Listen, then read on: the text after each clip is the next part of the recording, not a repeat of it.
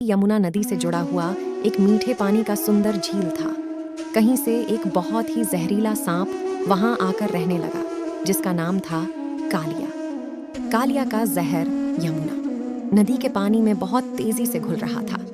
एक बार एक गाय चराने वाले व्यक्ति ने जब उस झील का पानी पिया तो उसकी मृत्यु हो गई। भगवान श्री कृष्ण को इस बात का पता चला तो उन्होंने अपनी शक्ति से उस व्यक्ति को जीवित कर दिया।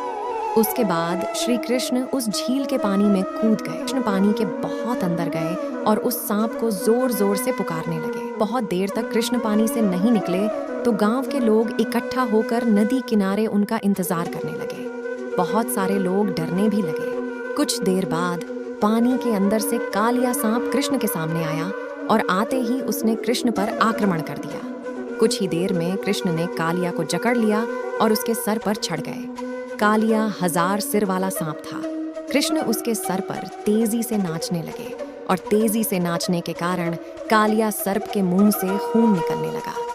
यह देखकर कालिया की पत्नी पानी से ऊपर आई और उसने कालिया के जीवन की भीख मांगी। कृष्ण ने उन्हें यमुना नदी किस झील को छोड़ने के लिए कहा और रामायण का द्वीप चले जाने को कहा।